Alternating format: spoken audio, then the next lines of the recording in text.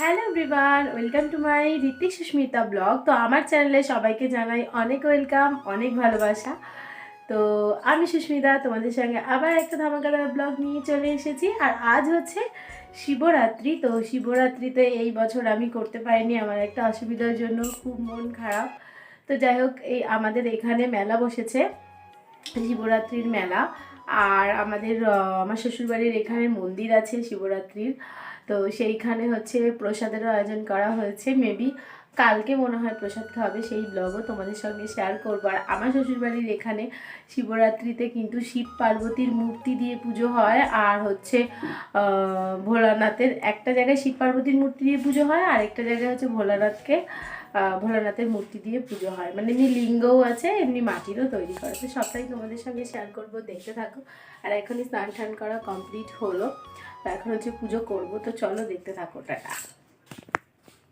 তো গাইস, পুজো দেওয়া কমপ্লিট, এবার হচ্ছে নিবেদন করব, তাহলেই হয়ে যাবে।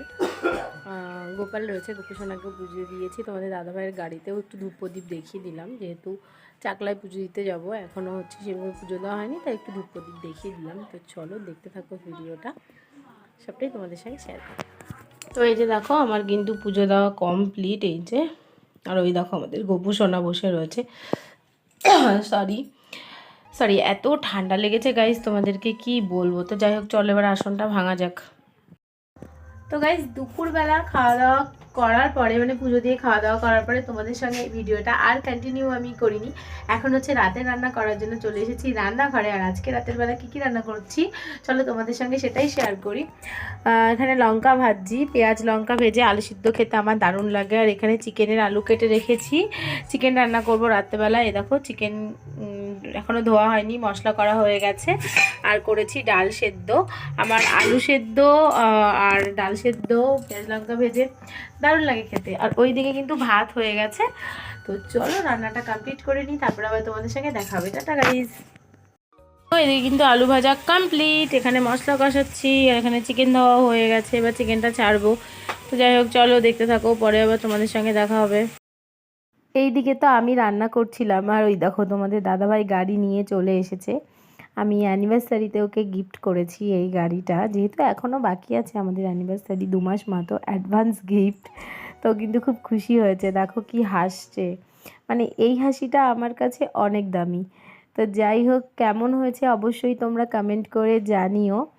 প্রত্যেক বছর তো জন্মদিন অ্যানিভার্সারিতে ওই আমায় গিফট করে, এবছর আমি ওকে গিফট করেছি। তো চলো দেখতে থাকো। এই দেখো তোমাদের দাদাভাই এখনই এই গাড়িটা নিয়ে আসলো। আমাদের আর 1 মাস, মানে 2 মাস মতো বাকি আমাদের অ্যানিভার্সারির। তো আমি ওকে গিফট করলাম অ্যানিভার্সারির গিফট। এই যে দেখো কেমন হয়েছে, অবশ্যই তোমরা কমেন্ট করে জানাবে। ওই তো আমাকে সব সময় দামি দামি গিফট দেয়, ওকে তো আমার কিছু দেওয়া হয় না, যেহেতু আমি একটা চাকরি করি। সেই জন্য এই গাড়িটা ওকে আমি গিফট করলাম। কেমন হয়েছে তোমরা অবশ্যই কিন্তু কমেন্ট করে জানিও। আর আমার যাওয়ার কথা ছিল, বাট ও গেছিলো দেখতে। ও যে দেখতে গিয়েই নিয়ে চলে আসবে সেটা আমি সত্যিই জানতাম না। তো এসেই বলছে প্রথমে, তুমি আগে গাড়িতে বসো, তোমার একটা ছবি তুলবো, তারপরে সব কিছু। তো এই দেখো আমিও কিন্তু ছবি তুলে নিয়েছি, আর তোমাদের দাদাভাইয়ের কটা ছবি তোমাদের সঙ্গে শেয়ার করলাম। তারপর চলে গেছিলাম মেলাতে। ওই যে বললাম আমাদের এখানে শিবরাত্রিতে মেলা বসেছে, বেশ ভালোই, পাড়ার মধ্যে ছোটোখাটো মেলা, ভালোই দোকান বসেছে। ভাবলাম তোমাদের সঙ্গেও একটু শেয়ার করি। তো মেলায় কিন্তু অনেক ধরনের খাবার দাবারের দোকান বসেছিল। তোমাদের দাদাভাই বলছিল যে কি নেবে নাও, তো আমি তেমন কিছু নেইনি। তারপরে ও আবার চলে গেল, ওর বন্ধু ওকে বলল একটু আয়, সেই জন্য ও বেরিয়ে গেল। আমি আর আমার দিদা ঘুরছিলাম মেলাতে। তো এই দেখো মেলায় কিন্তু এই পুতুলগুলো আমার খুব পছন্দ হয়েছে, ছোট্টোবেলা থেকেই আমার পুতুল খুব পছন্দের। মেলায় গেলে একটা পুতুল কিনে দিত আমার মা, তাতেই আমি খুশি। মানে পুতুল আমি এতটাই ভালোবাসি। তো যাই হোক, তোমাদের দাদাভাই বলছিল যে আমি পরে অনলাইন থেকে পুতুল অর্ডার করে দেবো। ওখানে অনেক দাম চাইছিল, মেবি ওই পুতুলের অত দাম না। আর এখানে কিন্তু অনেক কিছুই বসেছিল, বাদাম, নিমকি, জিলাপি। এখান থেকে কিন্তু আমি জিলাপিও নিয়ে নিয়েছিলাম। গোপুসোনা রয়েছে, গোপুসোনাকে পুজো দেওয়ার জন্য। আর ওই দেখো দিদা রয়েছে। তো যাই হোক, এবার হচ্ছে এখানে আবার অনুষ্ঠানেরও আয়োজন করেছিল, বেশ ভালোই লাগছিল।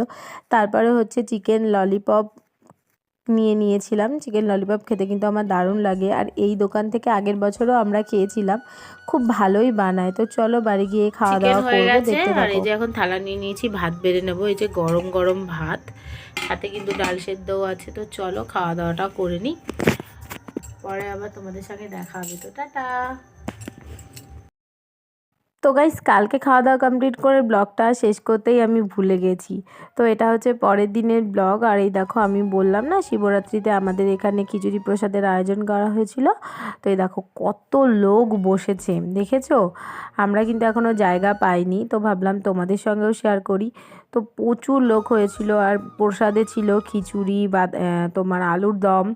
তো এইবার মেবি জায়গা পেয়েছি, তো এইবার হচ্ছে বসবো আমি।